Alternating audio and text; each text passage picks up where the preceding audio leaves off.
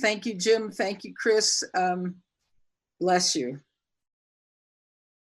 I'm Judy and I'm an alcoholic. Hi, everybody.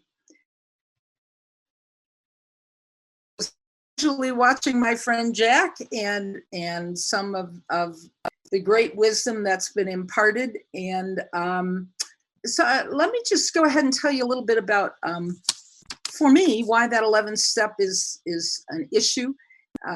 I came in here with a really great religious background, and it was hard for me to divest myself of religion in order to gain any sense of spirituality. Some of you may have had the same struggles, I don't know, but for me, that's where it's been. I have a lot of religious background, and I couldn't separate one thing from another in order to get what the program was offering me in terms of relief, because really that's what we're talking about. The culmination of these steps reaches a place by the 11th step that sounds serene, it sounds calm, it sounds meditative, it sounds like it would be there, except that what I bring to that is, you know, a bit of an ADD personality, totally self-centered, totally worried about everything day in and day out. And I bring that, and I heard about this step, and I think, well, that's fine for all of you spiritual gurus. I've been well sponsored. I've had people that had all those connections before they went right into it. They had those connections. What do? I bring to this thing, as Jack was saying, who I am as I am at the moment I'm here. And what I brought to this was a rebellious, defiant, and arrogant heart that didn't take much in and certainly didn't put much out for a really long time. I was sober probably a few years before I began to understand what alcoholism was. Some of you have heard me say that. I envy terribly that I envy so much those folks that came here with sufficient desperation to really get what they were doing here. I came in here following my nose, kind of stumbling over my feet that were in high heels, of course, looking good, trying to look good on a daily basis and not having a clue, and absolutely defiant as to receiving a clue or a message. It was not what I wanted. So I came here as a gift, and I've been wrestling a lot lately, not wrestling, but thinking a lot lately about what a gift my alcoholism has been to me, what a gift Alcoholics Anonymous has been to me, and how much, if anybody here thinks that they work for it, therefore they deserve it, I'm here to tell you, I deserve nothing. That's not what got me here. It's not what brought me here. My life was kind of a mess, and alcohol was my solution. It was the solution to the problem of not drinking. And because I wasn't able to successfully drink, I began to look for ways that I could manage my drinking. And I didn't know that's what I was doing. I said, I'm trying to manage my life. I'm trying to get it better. And for about 5 years before I got here, I had one major event a year. And one of those major events might have wakened up a more intelligent person than me, a more aware person than me. But so 1 year, I had a house fire. I have 4 kids. I'm a single parent. It was a very big deal. My kids were home. I was out drinking with the neighbors.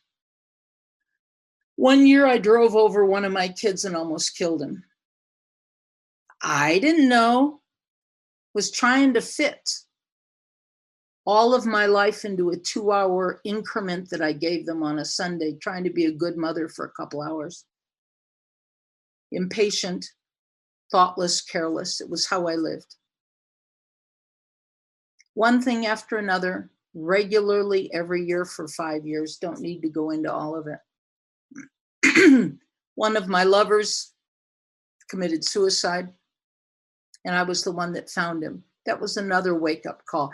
we lost a nephew in an accident. Any one of those things might have been enough to wake up somebody else. But in my case, it did not. In my case, what it did was it made me go look for a drink because I really needed some help and my life really needed some support and I really needed some fun. And so I left those kids, following in many alcoholic traditions of getting distracted, Jack. I left those kids at home to take care of themselves while I went out to the local bar, and I did that about every night.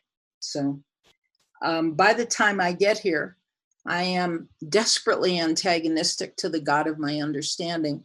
I've thrown away all of the religious background, which is another story.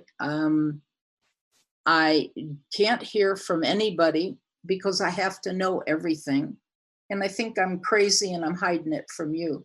Imagine my surprise to get to a second step and find out you say I have a mental condition, because I've spent a whole lot of time trying to pretend that you weren't supposed to know I had a mental condition, which was really hiding under alcoholism. So, I just, that's where I came. And the reason I connect that to the 11th step is that how does somebody like that, so unaware, so slow to get it, and so unwilling, get to a place where on the drop of a dime, somebody says, gee, would you talk about the 11th step? How does that even happen in a normal world, And you do know what I'm talking about, because many of you have had the same experience and the same journey. It looks a little different, but many of us have had that kind of journey. And that journey looks like I don't deserve much of what's been in my life, and I'm grateful for every single bit of it. Somewhere along the line, I found I had to be grateful for everything, every problem, every situation, every desperate moment. I had to be okay with that. I had to make it okay in my life, everything from childhood on, in order to accept the person that I was today. And that person had come here with so much anger and resentment that I couldn't get there. I just couldn't. I'd look at everything. I'd look at my amends and I'd say, I can do all of those, but not that one, because they owe me. I couldn't do this because of that. And my mind was shut. And my sponsor used to say, that's the mind that's shut is the mind of a dying person. And that's how I was. And so how does one come alive? How do I come alive after that kind of a 10th step, which allows us an introspection? I really want to say thank you, Jack, for seeing that as a way of looking at myself and not at me and my relationships with others, because I'm still thinking about that. That was a brand new thought, and I appreciate it. A way of looking at myself without self-hatred, because I think back when we're doing our 3rd step and our 4th step, an awful lot of us have to get rid of the ego and the guilt and the shame and all the stuff that comes with that. And my first sponsor said to me, because I was crying about how bad I was and how awful I had been. And my first sponsor said something really helpful to me. I was hearing a lot of talk at the club where I got sober, and they were saying things to me like, you don't need to be responsible for what happened to you because you're an alcoholic. You are not responsible for the things that you did because you're an alcoholic. And it's an illness and you can't do anything about that. The person who made a dent in my thinking and in my awareness was a man that I was able to walk with for several years. And he put up with me and he said, one thing I want to tell you, Judy, is that we will allow you the dignity of being responsible for everything in your life. And that settled down all of that sense of that I knew somehow very deeply I had to be responsible for what I participated in at some level in order to get to peace. I had to do that. And I didn't know how, because people were encouraging me to just, it's none of that's my fault.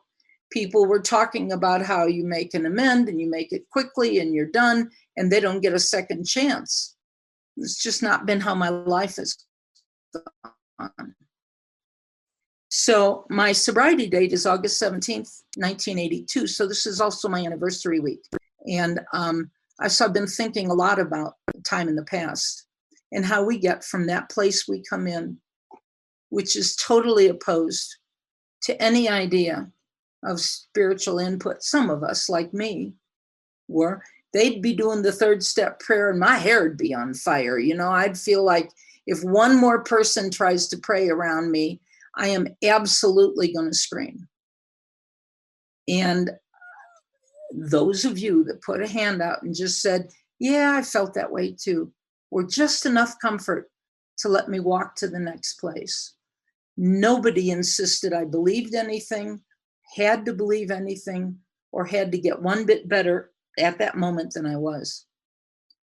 And eventually I was assisted in getting clear direction. And that direction was so clear that it got me to the next place. So all I can say is that what we do here is gentle, but it's clear if we're able to listen. And for a long time, I wasn't able to listen. I was blessed with being sponsored by people who do the big book, who do the big book line by line, who do the big book step by step and in turn. So, if we start looking at page 86, page 87, it's very clear about our directions, I think. But my 10th step is about looking, as Jack said, at me. And then my step 11 is about me aligning myself with God's will in my lifetime. That's how it looks for me, is how do I align myself with God's will? And the very fact that I can stand here and tell you that I have the question is pretty shocking to me, because aligning myself to anything but Judy's will has been a lifetime struggle. So here I sit saying today, as I sit out on my deck, and as I sit out on a daily basis, and I sit down and try to spend some time just focusing on the God of my understanding and asking for wisdom with others, asking to be helped so that I might help others. And I get that what the book talks about forever is everything I get is a gift, but only if I give it to another person. It is not a gift that I get to keep. This is not a birthday present for me alone. This is a gift that I get to allow all the way through me. And because of that, nothing I get is for me alone. One of the other things I've noticed this week, and again, it's a birthday week, so I've been kind of philosophical and retrospective, and that is that my first sponsor was a man who had a family and a bunch of kids and was raised Irish Catholic, and he had a very strong religious belief. And he and I would talk a lot about those things, and I would argue with him and explain to him why he was wrong about most things, because I had 6 months of sobriety, and he, with his 15 years, had to be wrong.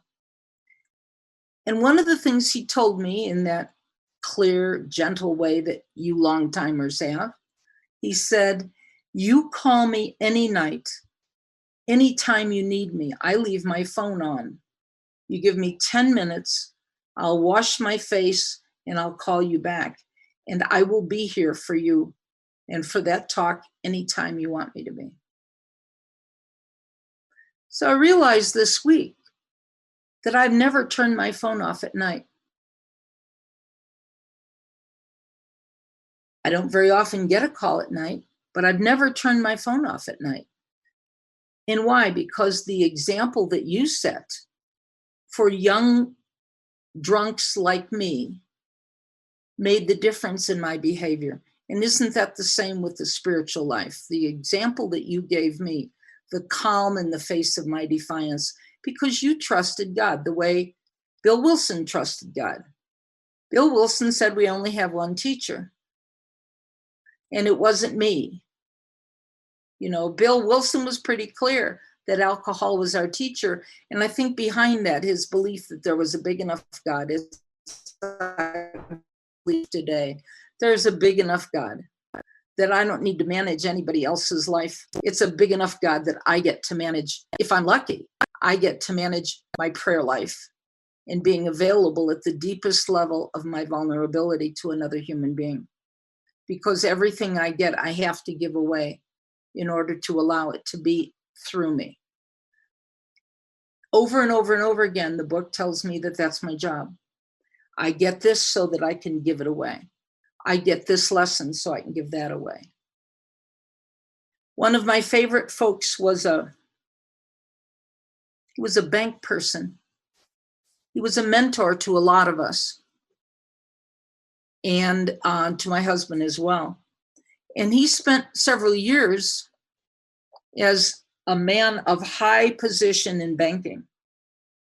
And he went through a spell, many of you have had those spells, he went through a spell where the only job he could get was driving a truck on a pig farm. I know some of you know him. What he said to me was, you know, what this will give me and what it has given me is the ability to identify with another person because I've had this experience. And sure enough, when people started losing their jobs and people started losing their careers, his 2 years driving a truck on a pig farm suited him in such a place that from the depths of his experience, he could share with another alcoholic how he did what he did, how he managed to live in dignity and self-esteem and improvement.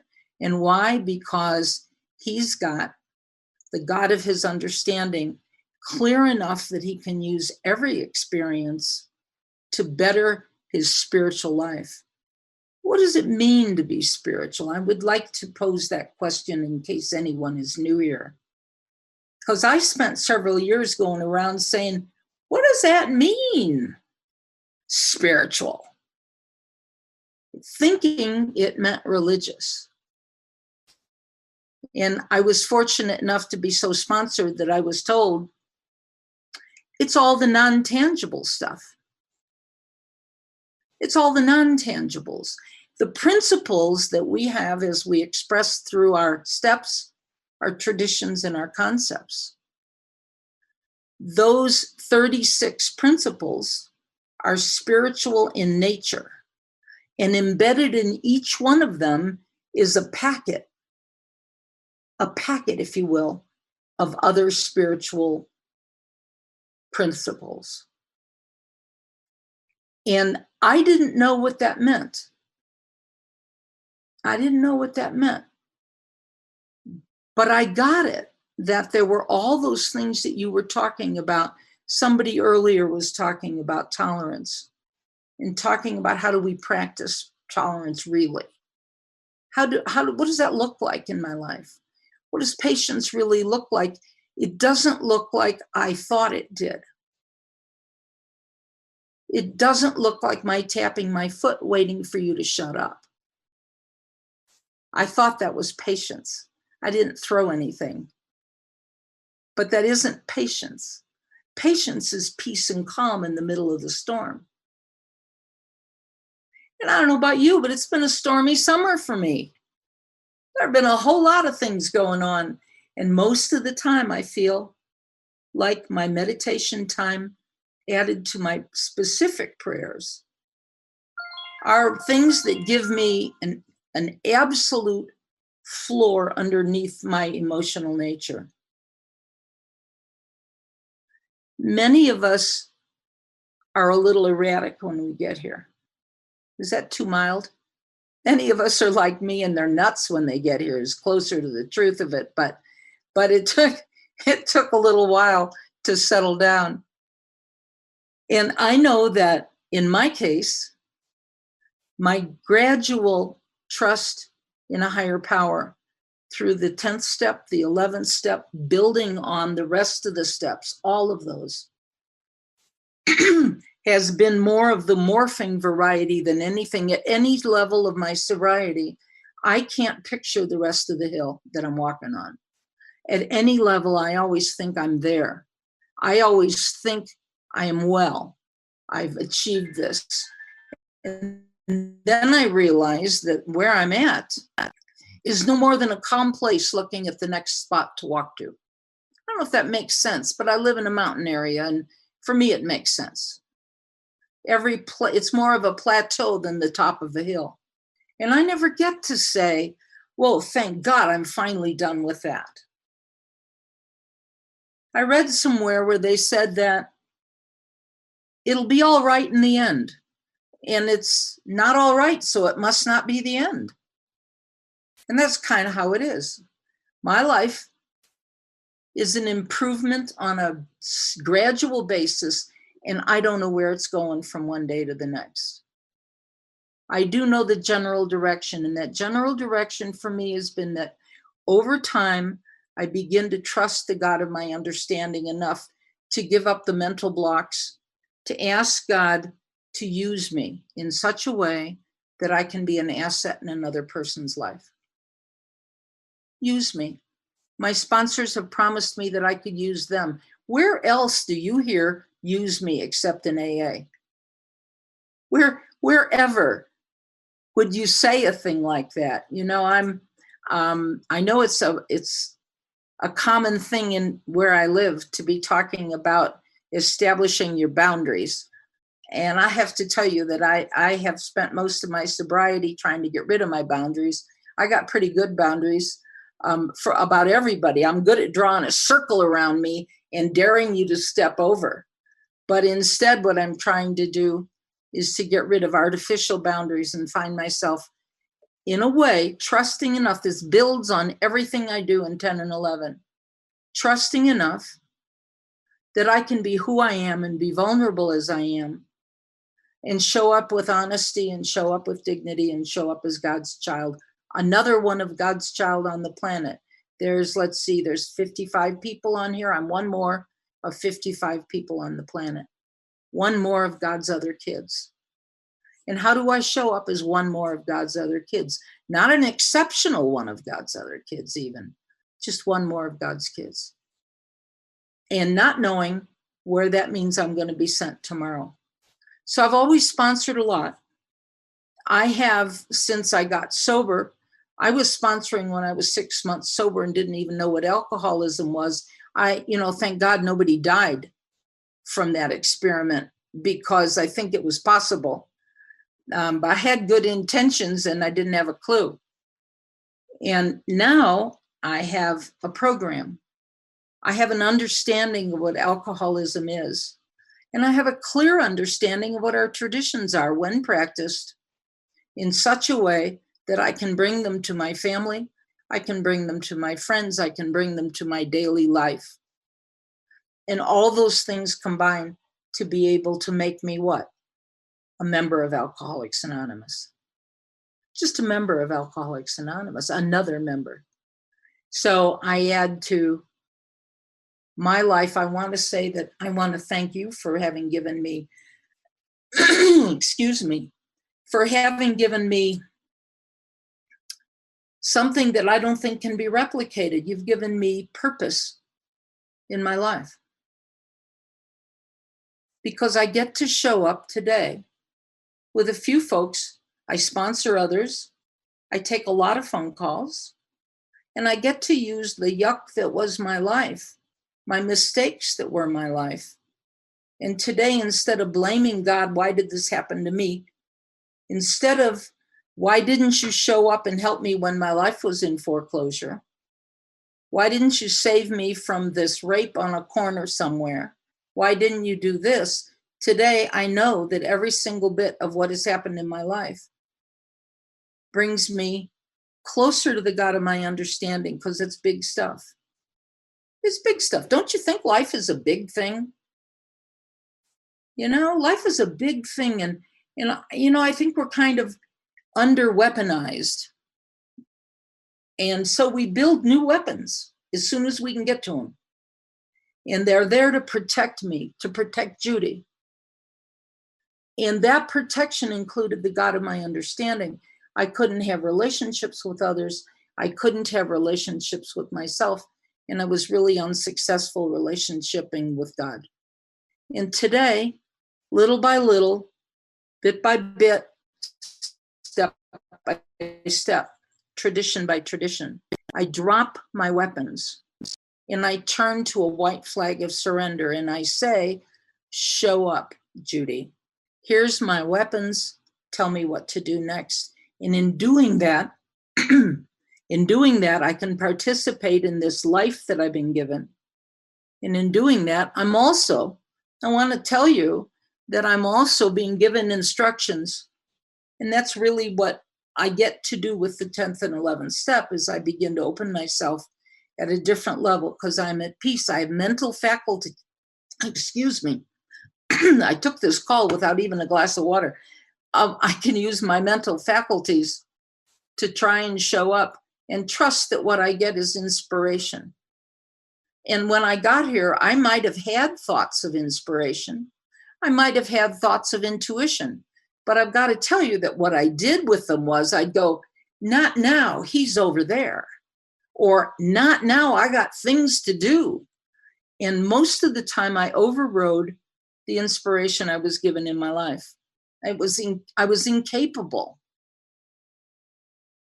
of accessing the kind of deep spiritual guidance that we get from being naked and vulnerable with the God of our understanding.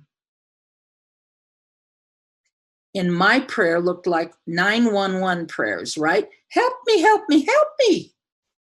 No, 911 to God all the time. And today I don't have that. I mean, it just doesn't happen much. I have things that have happened. And today I need every day of my sobriety to go deep within myself and access the God of my understanding. Our book tells us that's where God can be found. Deep down within me. So how do I tap into that God that is within me? And we have this program that talks about and thinking about our day ahead. Do I wake up and think about our day ahead? Most of the time. Most of the time. I sponsor early in the morning. I sponsor about 6 o'clock my time most days of the week. And so it's a quick prayer in the morning as I'm jumping out of bed and trying to do all the stuff you do. I sponsor early. And so I take time in the middle of my day. It's just the way my life has worked out. I take time in the middle of my day to sit quietly. There are people who start their day that way and God love them. I wish I could do that, but it hasn't worked out that way. So I do the middle of the day. And by that time, I've begun to feel as though I get a sense of being at one and at peace with God, and I can withdraw a little bit from the world. It's just what's worked for me. I don't think God cares. I don't think God cares what I call God. I don't think God cares whether I think it's a man, a woman, or got 14 arms. I don't believe that the God of my understanding has all those peculiarities. That kind of is giving that God human traits, right?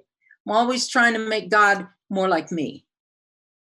And some of us struggle with that. We start personalizing God and he's got, maybe God needs glasses or something. I don't know, just trying to make God a human level because that's as big as my brain can get it.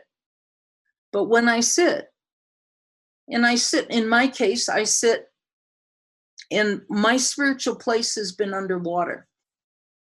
I used to scuba dive before I blew out an ear pretty badly.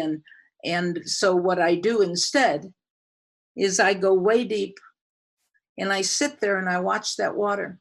And I sit there and look at that garden, that incredible array of life and species and rhythm and purpose that exist in this universe, in nature.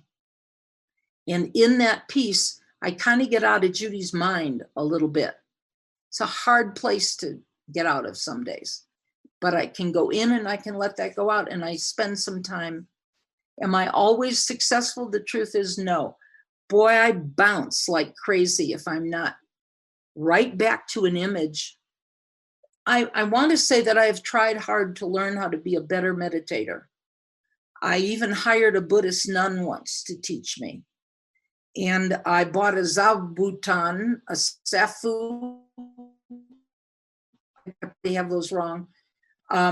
But I have all the cushiony equipment, and it didn't make me a better meditator. And eventually I had to realize that meditation wasn't like God. It wasn't in the accoutrements. It wasn't in the where I sat or how I sat. I try to sit quietly. I sit by myself. That helps a lot. I don't think you have to, but I do. If you have a quieter mind, you probably could be quiet in a crowd. I would envy that, but in my case, I need to be kind of alone. And I sit quietly. And I take myself out of the world as I know it and try to take myself into a place of majesty and beauty, in a place where God's beautiful planet is so apparent to me. And I just go there and I watch the fish and the eels and the water, and I hear it. It's very healing for me. And when I'm done, I feel different, but I don't feel like I'm a changed woman. When I'm done, I think my heart rate is a little slower. I think I'm a little more at peace, and I get on and I get about my day. I've always got a lot of stuff to do. I've stayed busy. I have writing groups, and I have part-time jobs that I do and stuff. I stay busy. So I take the time, and I have to take it out of my life and find a place where I can be at peace and at one with God. And my family knows that, so they leave me alone. And I spend that time. Little by little, what happens is I trust the God of my understanding. But it started at my first third step. No, that's a lie. It started with my first second step. I couldn't take a third step. I had to take a second step for about 8 months before I could finally get through my resistance. And I fought it, and then finally somebody had some suggestions that I could hear, and I took those suggestions and eventually got to the place where I understood powerlessness. Not intellectually, but I understood it at the depths of my soul, and I gave up. It's like some piece of self-determination broke, and it has never regrown. That piece of believing that I was the one who had to be in charge, or I was the one who was responsible, and God was not my friend. That piece gave up in favor of one idea. And that one was, I'm not going to be able to stay sober if I don't give up the fight. And I got how powerless I was. I had 4 kids. We were losing our house.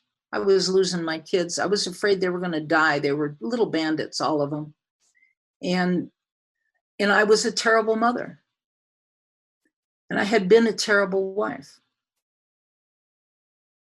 And when I did that second step, something in me gave up to the level that you talk about, the level of surrender. It gave up. And that piece is connected to my 10th and 11th steps. It's different. It's changed over time. But that piece never came back and took back the authority and responsibility for my life. Because I want to tell you that once I got to a second step at that place, I couldn't wait to do a third step. It's like if you know you're dying, you're going to reach that hand out, and you don't care whose hand that is. And that's where I was at. I got it enough that I set all my reservations aside. They were just gone. And when they went, it was like, please let me do this third step now. I don't need to do it with anybody. I was on the carpet, nose in the shag, snot and tears and everything else. I was done. And that has never left me. So when I get to 10 and 11, I get to build on that. In between, what have I done? I've gotten to get rid of some of the crap that was in my life. that was bothering me, in all my relationships, that stood in the way of a relationship between me and God. So I come to the 10th step. I think the book is kind of interesting in that it morphs the 10 and 11 step one right into the other. And I don't know that I can tell you that I have the numbers straight, because I don't care. It tells me on awakening, and it tells me conclusions, and it tells me my period of meditation, and it tells me my nighttime prayers. And they all amount to me of a new way of living, a new way for me to keep working towards this relationship with a God that where I can bring activity to it. It's not passive by any means. It's not passive. So my prayer has been, I told you what my prayer has been. It has been for the last 2 or 3 years, heal me that I might help others. Heal me that I might help others. And so that God can use me in whatever way possible. The only thing we get in this life that's limited seems to be time. We do run out of time. We do show up. There's a morning and there's a night and there's some sleep in between. We do all of that. So I get to where I don't talk as much sometimes as I'm inclined to do, so that I can get off the phone and get on with my life. And occasionally, I even go to church today. I even have made peace with the church of my background. I didn't rejoin, but I made peace. I was raised, just to tell you what I'm referring to, I was raised with 14 years of Catholic girls' school. And I was angry at that for a really long time. You know, I got to tell you today, I had a fabulous education. And people were good to me, considering who I was. They were really good to me. And I got to Alcoholics Anonymous. And it's like, I don't want anything to do with any of this. My mother's an Irish Methodist. She's an Orangeman. I couldn't become a Methodist either, because I didn't know anything about that. And they said it felt foreign. My stepfather is a Russian Jew. All of those folks are dead now, but each one of them, they did something for me that I had never been able to practice with my years of religion. And that practice was that they kept their word. They did, every one of them did what they said they would do. They raised us kids. They educated us kids. And they showed by example people that could live a life with dignity and integrity. And I had all that religious education. I couldn't do any of that stuff. So I come to you and I get sober, and you start teaching me things that aren't in my religious background. You start teaching me how to tether myself to the spiritual principles contained in this program in ways of steps, traditions, and concepts. I would be remiss if I don't tell you I think those matter a lot, because I think they do. And because of that, today I've been restored to a place where, guess what? I'm imitating those parents. I want to live a life of dignity and integrity where I keep my word and I do what I say I'll do. It's the Alcoholics Anonymous way. We say what we'll do, and then we do what we say we'll do. So for over 30 years, we've been trying to be parents to our kids, our grown kids now, and our grandkids, and show them what it's like to live with people who are calm. What it's like to live with people that are the same on Tuesday as they are on Sunday. People who don't cheat, who pay their admission. How about that? Who pay their fees, who try to show up. Those are all things that you have taught me since I got here. And, you know, the big thing that you taught me was I thought I was a pretty honest person, but what I had to learn from you was not only don't I steal, I don't take what isn't mine. There's a subtle difference in those two things. I never thought there was. I'm a person who told you I don't steal, but I had to learn that I don't take what isn't mine if it wasn't mine before you set it down. There's a lot of story that goes behind that, but basically I feel like, I'm a bit of a magpie taking anything that you leave around I think is mine. I learned it here. Are those spiritual principles? I pay my way. And I'm proud of paying my way today. I try to contribute. If I don't have money, I contribute. I try to be a member emotionally, physically, financially, mentally, and spiritually. I got to hit all those marks for me today because it's what you told me. It's what you modeled for me. How do I do that? I can't do that without all the steps, 10, 11, and 12 being the ones that affect me most in this day in my life. I'm in the program all the time. I am in this program in the book all the time because I sponsor people through the book, one sentence at a time, one step at a time. We sponsor our fellows and then ask them to do the same with still others because that's what we're taught to do. And in doing that, I restore myself in body, mind, and spirit. And in doing that, I become a whole human being. I hope that makes sense to somebody else because my meditation would probably make any one of you crazy, you good meditators, but I was the one they picked, so you got to put up with me. But the fact is that we arrive at a place where we do the best that we can do today with the spiritual gifts we've got and with what we've been given. And you have given me so much. You have given me so much more than I could ever give back in all of my lifetime. And the reason that that's important is that God doesn't have lips. So God has to use us to talk to each other.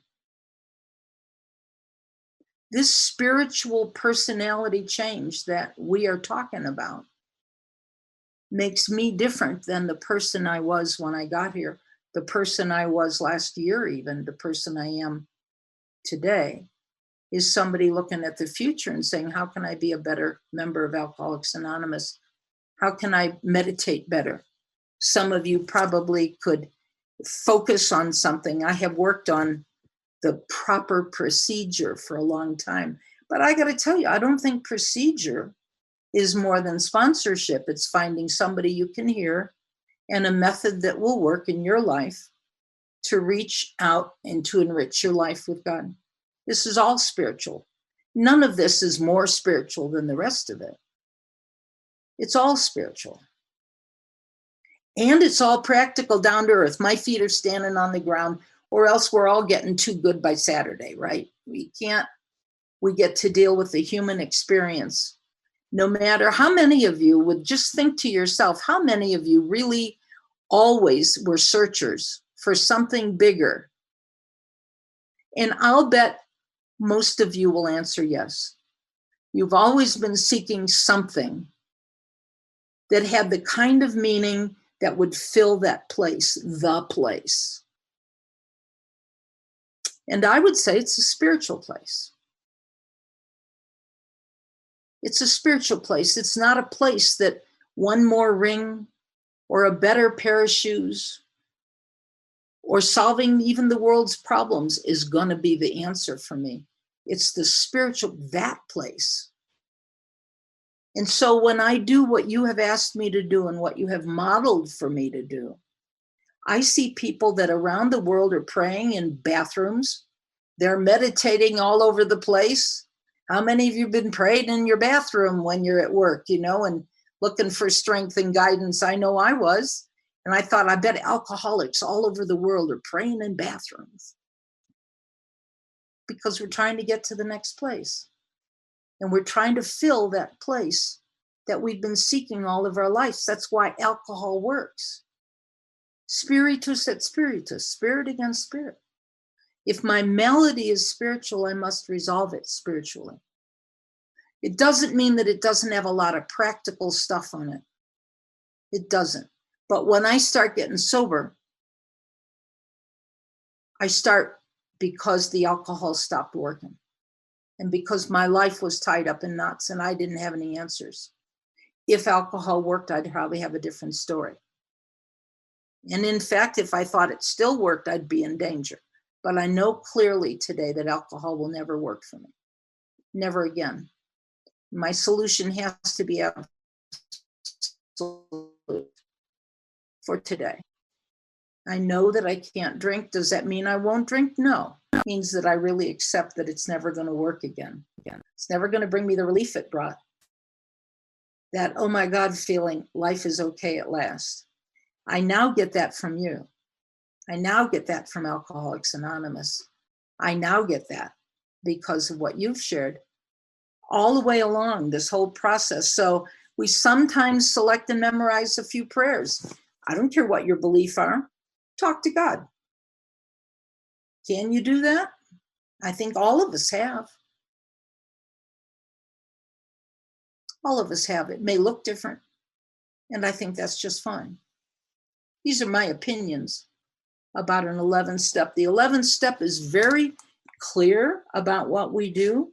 It also makes a lot of promises. We find that our thinking will, as time passes, be more and more on the plane of inspiration, and we come to rely on it. As a sponsor, I say some pretty bizarre things. Probably hey, Judy, because I pray it's Bob. first. 2-minute warning. Thank you. Thanks, Bob. It's good to know where I'm at. Okay. So we usually conclude the period of meditation with a prayer that we be shown all through the day what our next step is to be. That we be given whatever we need to take care of such problems. We ask especially for freedom from self-will.